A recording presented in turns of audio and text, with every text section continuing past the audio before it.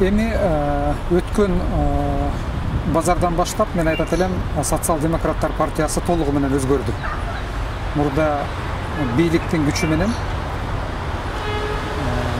баягы мамлекеттик бүт бардык региондордо бар күчтүү партия деп аталып келген болсо, өткөн жумадан баштап социал-демократтар партиясы ишенимдүү түрдө эле айта берсек болот, бул регионалдык партияга айланды.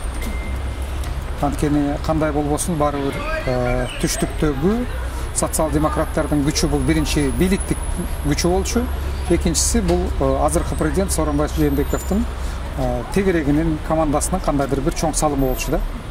Өткөн жумадан баштап эми жыйынтык катарында айтсак болот, социал-демократтар кичинекей эле, мүмкүн керек болсо түндүктө дагы бардык областтарда бекем карман албаган партияга айланды деп айта берсек болот.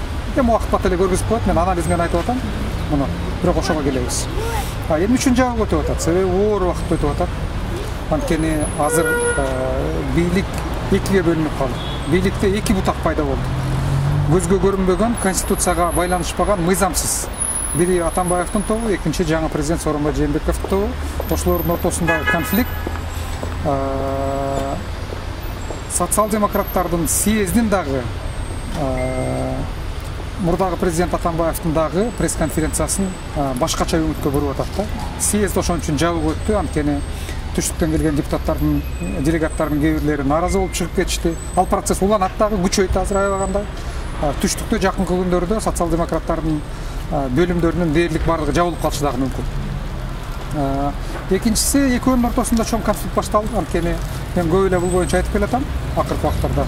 Бийликти достор эмес, ата менен бала биле албай келген тарыхта. Ошондуктан азыркы күндөгү президент Атамбаевдин бийликке коюп аткан талаптары ал ишке ашпайт, анткени бийлик болгондон бийлик өзүнүн саясатын жүргүзөт, өзүнүн кызыкчылыгы бар, алардын өздөрүнүн командалары бар, аларга иштеген адамдар бар, алар дагы ошол финансылык бутактарга, булактарга отургусу келет, алар дагы кызматка келгиси келет.